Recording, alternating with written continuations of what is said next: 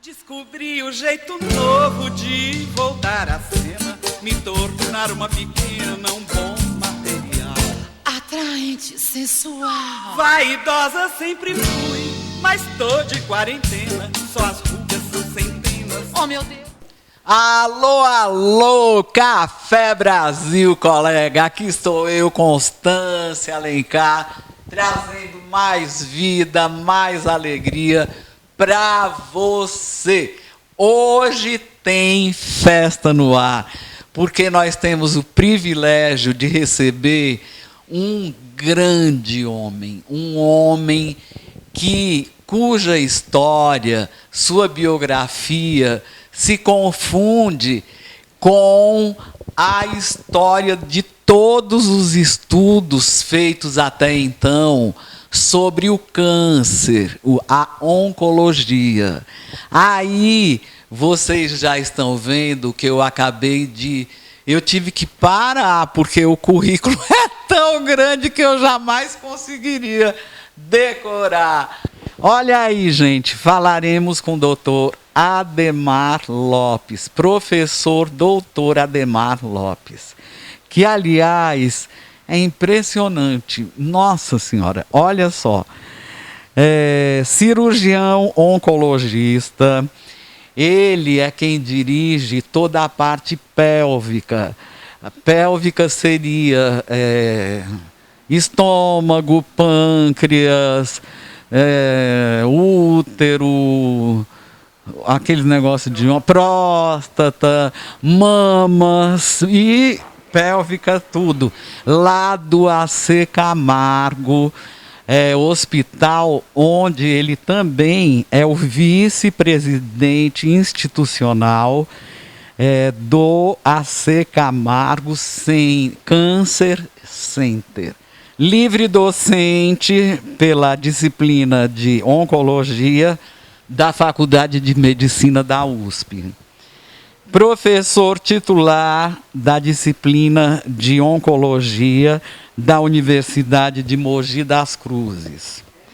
Fellow da Sociedade Americana de Cirurgia Oncológica. Ai, e tem mais. Agora eu vou perguntar a ele. O senhor dorme? Não é possível tudo isso. Vamos lá. Uma pessoa cuja vida completamente vive assim, entrelaçada ao estudo da oncologia, que é o câncer, das doenças mais agressivas. A biografia do Dr. Adhemar, pelas fotos que vocês estão vendo, com pessoas extraordinárias, Dr. Fernando Gentil, que foi um grande precursor, assim como Dona Carmen Prudente, todos ali desfilando com ele ainda bem jovem, uma vida dedicada realmente a quem precisa. Muito obrigada, doutor Adhemar Lopes, agora é com você. Doutor Adhemar Lopes, bem-vindo ao nosso Café Brasil. É uma satisfação muito grande falar com vocês, seus telespectadores, e vamos conversar sobre câncer, né? Isso é uma doença tão comum, né, Constância? E que no passado causava um impacto muito grande, mas isso mas isso está acabando, porque nós estamos curando uma quantidade muito grande de pacientes com câncer, né? As estatísticas americanas mostram que 75% dos pacientes são curados. E no AC Camargo Cancer Center, nós estamos curando mais de 65%, né? Doutor Adhemar, ele faz parte da Sociedade Americana de Cirurgia Oncológica, Fellow, né? Fellow. Olha, ele, 75% de cura. Nos Estados Unidos, sim. E o importante, Constância, é que se nós fizermos diagnóstico precoce e tratamento correto, nós podemos curar 90% a 95% dos casos de câncer. Que bênção, gente. E o mais importante que isso, a baixo custo e sem mutilação, né? Então, precisamos esclarecer as pessoas sobre essa doença, que ela é comum, que ela tem cura E o segredo é fazer diagnóstico precoce. Tá vendo, gente? Quando você começar a sentir qualquer coisa, por exemplo, eu fiz recentemente uma cirurgia de câncer de mama com o doutor Ademar, há 3 anos e meio. Por quê? Porque eu não deixo de fazer mamografia, nunca. Eu, na verdade, no que eu fiz o meu autoexame, eu não senti, sabe, doutor Ademar? Agora, quando eu trouxe a mamografia, o senhor, com a sua grande experiência, já foi detectando. Eu fiquei tão arrasada na hora que o senhor me disse. Aí o senhor falou: ô Constância, e se fosse uma perna, se fosse um não sei... Realmente, ali o senhor me convenceu, né? Então, era um tumor de 0,8, mas que poderia ter feito um estrago horrível. Mas, assim, semana seguinte eu estava me operando. Ô, Constância, o seu testemunho é muito importante. Obrigada. Em termos de câncer, o importante é não esperar sentir alguma coisa. Mesmo porque Passe... o câncer a gente não sente. O câncer, no começo, ele é totalmente indolor. É. Eu, pessoalmente, gostaria que, no início, o câncer fosse tão doloroso quanto uma pulpite dentária, porque obrigaria a pessoa a procurar um médico, mas não é. Então, a mensagem é que não espere sentir alguma coisa. Passe regularmente pelo seu médico e faça um onco-check-up. Todo mundo acha bonito fazer um check-up para ver a parte cardiovascular, se o coração está bem ou se não está bem, né? E a pergunta é: por que não fazer isso para câncer, né? Pavor, pavor. A pessoa parece que coloca um paredão e ela não vai. É verdade, e felizmente isso eu acho que está diminuindo um pouco. E para diminuir, entre aspas, esse pavor, nós precisamos educar muito a população sobre o câncer, sobre oncologia. Precisamos ter médicos que estão lá na linha de ponta, que estejam preparados para fazer diagnóstico precoce. Então, isso é muito importante. Fundamental, né?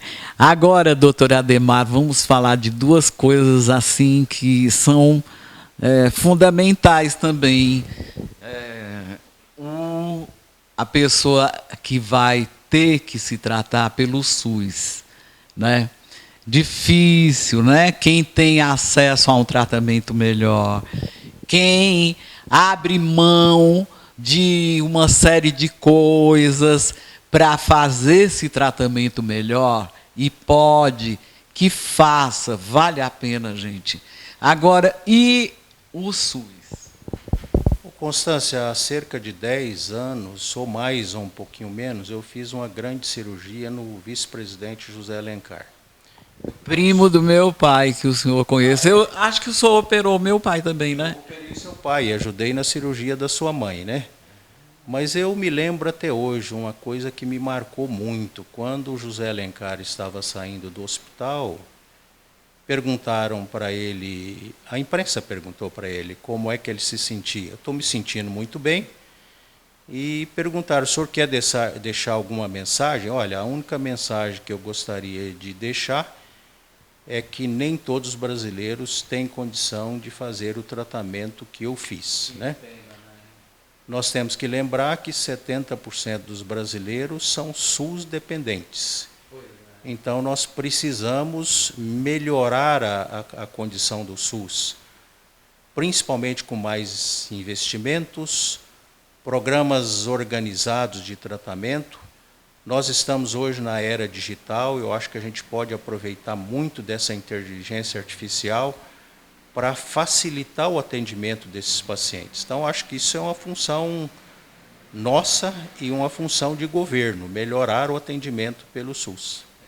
Na ocasião em que o nosso parente foi operado pelo senhor, nos Estados Unidos deram para ele assim meio ano de vida. Ele viveu 10. Então, por aí você vê quando a pessoa se determina. Eu estou falando isso, doutor Ademar, porque para me adaptar ao problema que eu tive, eu parei de fumar há 8 anos e emagreci aí bem uns 20 quilos, talvez, né? Eu emagreci legal. A vida, aquela boemia maravilhosa, aquele sol que eu vivia assim queimada, a minha cota de sol já era.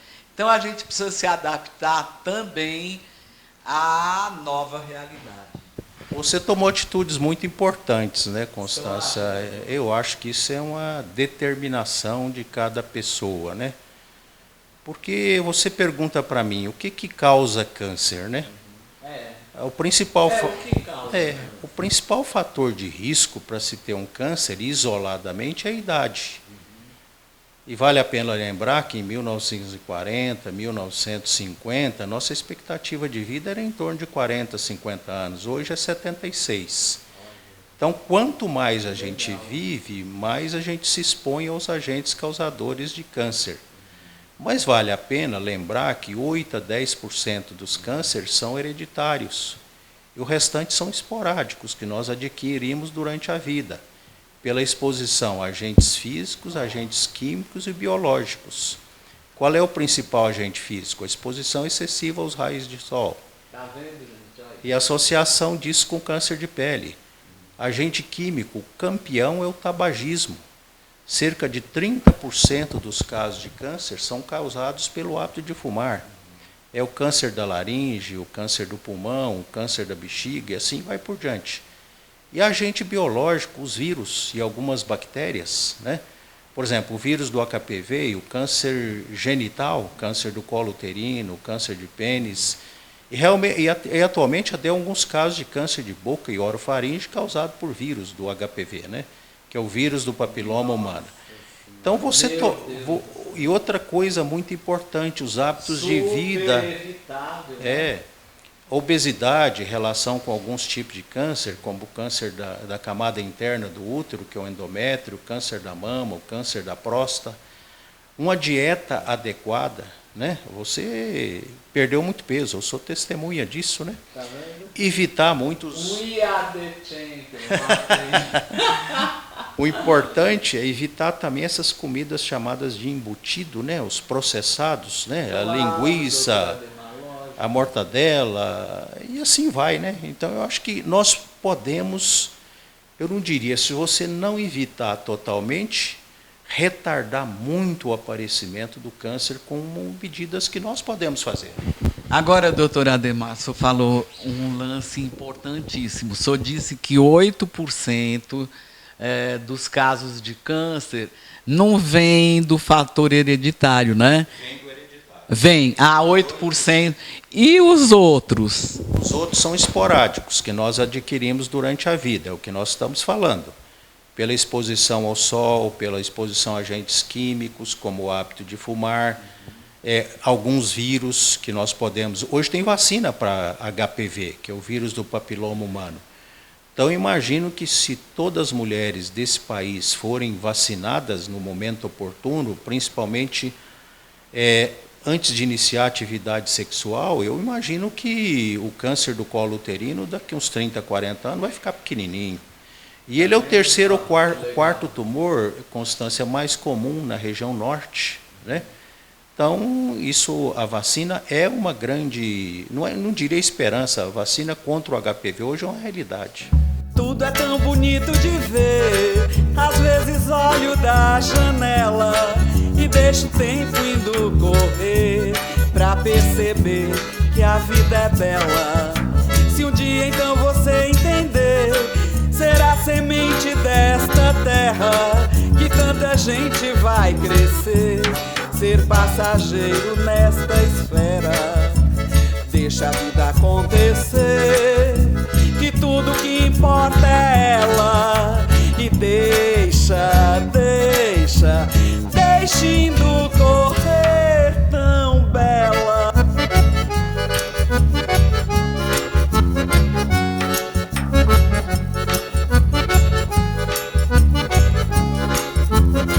Vou propor um brinde à vida com meu querido, amado doutor Ademar Lopes, com água. Água é a bebida que a gente deve ter como predileta. A vida, doutor Ademar! Uhul! A vida, gente!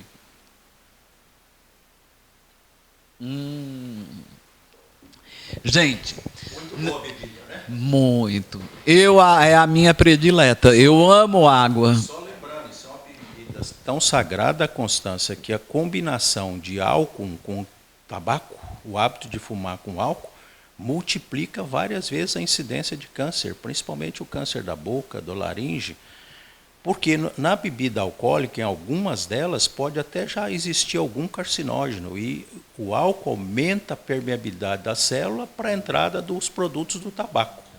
Então, a água é uma grande bebida, né? Infinita, né? Então vamos olhar o uso adequado da água, aquela mangueira ali limpando a calçada, por favor, né? Faça a água de reuso. Até dá para limpar a calçada, não tem problema, o quintal que você queira. Água de reuso. Agora é o seguinte, pelo que o doutor Ademar Lopes, professor, doutor Ademar Lopes, a lição de vida que a gente está tendo o privilégio de ter através dessa experiência que leva a sua vida inteira dedicada a isso. Gente, vamos parar de comer plástico, papel e lata, que é o que a gente come. Por exemplo, batatinha frita. Você acha que eu não gosto de batatinha frita? Num saquinho, amo. Doce, a vida pode ser muito doce sem doce. A banana é um negócio legal. O pãozinho francês é show de bola, até de vez em quando. Mas hoje, antes de vir para cá, o meu café da manhã foi uma batata doce. Pois é, nós precisamos adequar os nossos hábitos de vida, principalmente naquilo que tange a nossa alimentação, né? Constância, você disse tudo. Parece difícil, mas no começo, depois a gente adapta tudo isso. E a vida continua normal e mais saudável. Eu acho que isso é importante, essa mensagem. Arroz, feijão, não deixe de comer arroz e feijão, é muito bom para a gente. Ovo, adoro ovo. Isso é a comida típica do brasileiro, né? É a nossa comida. Consumir isso moderadamente é muito importante. Eu costumo dizer que o prato tem que ser bastante colorido, um pouquinho de arroz, um pouquinho de feijão, verdura, né? Então, não ter um excesso de gordura na sua alimentação. Botar bastante fibra nela, isso é muito importante. Você veja, o câncer do intestino grosso hoje é o segundo tumor mais frequente, tanto na mulher quanto no homem brasileiro. E tem uma relação muito forte com o tipo de alimentação, principalmente aquela dieta rica em gorduras e pobre em fibras. E falando em câncer de intestino grosso, Constância, quase 100% deles vem de um pólipo, que é uma verruguinha que fica pendurada na camada interna do intestino, pedindo para ser retirada durante uma colonoscopia. Então, após os seus 40 10 anos para se detectar uma colonoscopia. Gente, tem que fazer. Então, após os seus 45, 50 anos de idade, É o meu caso. vamos fazer a primeira colonoscopia. É o caso do Tassi, 50 também. Pois é. E o importante, né, Constância? Uma após os 45, 50 anos de idade, quem não tem câncer na família faz a primeira colonoscopia. Se você tiver câncer na família, começa antes. E o mais importante para os nossos telespectadores é que essa colonoscopia, sendo normal, não precisa estar repetindo todo ano. Pode repetir cada 4, 5 anos. Então, eu costumo dizer, Constância, que só tem câncer de intestino quem quer. Basta se cuidar, né?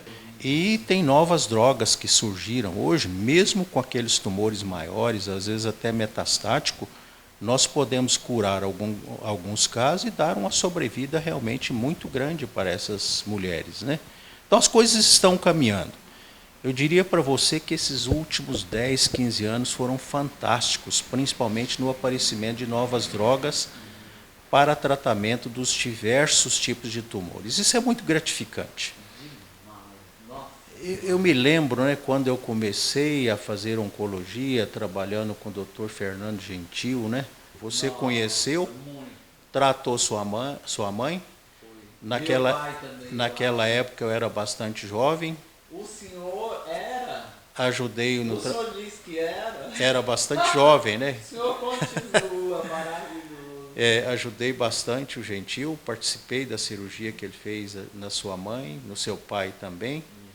E Fernando Gentil é uma pessoa que não pode ser esquecida, né? Jamais o doutor Gentil. O doutor Gentil, o nível de dedicação dele ao estudo da oncologia é igual ao senhor. Tanto que o senhor sempre, eu sou tão jovem, começou como assistente dele e deu prosseguimento à sua obra, né? Agora eu soube que vocês... Nossa, o AC Camargo está um hospital lindo. E era um hospital que a gente sentia a marca da tristeza, do sofrimento profundo. Hoje não. As escadarias são feitas de acrílico, o piso é branco, imitando um mármore. Está tão bonito. Vocês estão inaugurando o Hospital da Criança, né? Junto com a dona Carmen Prudente, eu gostava muito dela, ela era muito amiga da minha mãe. Eu já dava aula de violão e levava meus alunos para tocarem lá para as crianças, que a dona Carmen ela era louca, apaixonada pelas crianças, né? Cheguei aqui no Hospital AC Camargo em 1974, aqui eu fiz a minha residência médica, depois eu permaneci como médico titular do hospital e depois de 1990 diretor do departamento de cirurgia pélvica e aqui eu estou até hoje. Mas voltando ao Gentil, eu disse que o cirurgião procurando fazer aquilo da melhor maneira faz a diferença para o paciente, né? O Gentil de mente aberta. Ele começou aqui no começo da década de 70 uma cirurgia conservadora para câncer de mama. E o dia que ele faleceu, nós tínhamos quase 500 casos tratados.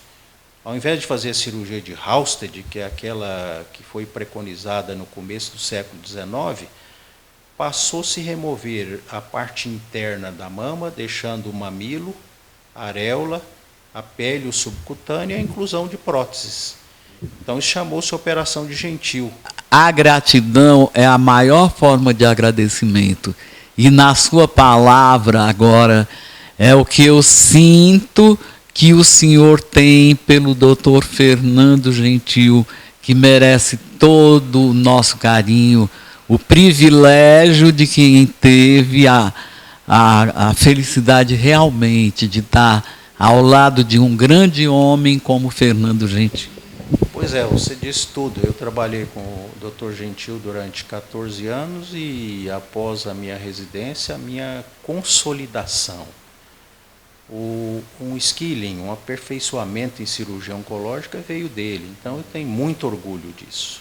Nós não podemos esquecer aquelas pessoas que nos ensinaram e nos ajudaram de alguma forma, né? Então aproveito essa oportunidade para dizer a ele, onde estiver, o meu melhor muito obrigado. Que coisa linda, doutor Ademar, que coisa linda. Eu sempre tive uma admiração imensa pelo senhor e agora aumentou mais ainda como ser humano. Gente, a gente precisa saber agradecer, a gratidão é muito importante. Doutor Ademar, o senhor sempre pensou em ser médico? Sempre pensou em fazer o que o senhor faz? Olha, essa é uma pergunta interessante. Eu sou filho de agricultores. E eu decidi ser médico quando era muito criança, lá pelos 8 anos, por aí, 9 anos, e sem médico na família, né? Isso é muito curioso, né? Gente, nunca desfaça da beleza do seu sonho. Olha aqui a prova maior. Filho de agricultores e mineiro, né? Então, com 8 anos, o doutor Ademar pensou em ser médico. Olha, parecia que era um negócio tão longe. E não é. Olha aqui, doutor Ademar. Pois é, o mais importante também, que nessa época eu decidi que eu queria ser médico e queria ser cirurgião, né? Aí vem a pergunta, Com 8 mas... anos? 8, 9 anos, não mais que isso. Mas são coisas próprias da vida, né, Constância? Aí você pergunta para mim, mas como é que você tomou essas decisões, né? É hábito, normalmente, abater os animais para alimentação. Isso continua assim até hoje, né? E quando eu via um animal lá destrinchado, aberto, eu via aquelas vísceras, às vezes um coração ainda batendo um pouquinho. Isso parece estranho, mas para mim aquilo era muito bonito, né, Constância? Eu falei, eu acho que a única maneira de eu tocar isso em um humano, quando houver alguma doença, tentar corrigir, é fazendo medicina e fazendo cirurgia. Então, essa foi uma decisão ainda numa fase muito tenra da minha vida, né? A coisa hoje que mais me alegra é conversar com o residente, passar para ele alguma experiência. Isso é muito gratificante para a gente, né? Que legal, né? Isso é uma coisa que não tem preço. Olha, gente, o rio, ele corre e ele não se alimenta só da sua própria água. A felicidade do rio, acho que é distribuir aquela água que corre com cada um de nós, não é? Então, eu acho que nós temos que procurar viver a nossa vida da melhor forma. Em síntese, ser feliz, né? Gente, muito obrigada. Só tenho a agradecer ao senhor doutor Ademar e a sua vida inteiramente dedicada à cura. Porque quando a gente pensa em saúde, normalmente a pessoa pensa não é em saúde, é em doença, né? Sim. Não, vamos começar a pensar em saúde mesmo, porque a vida é maravilhosa. Beijo, valeu!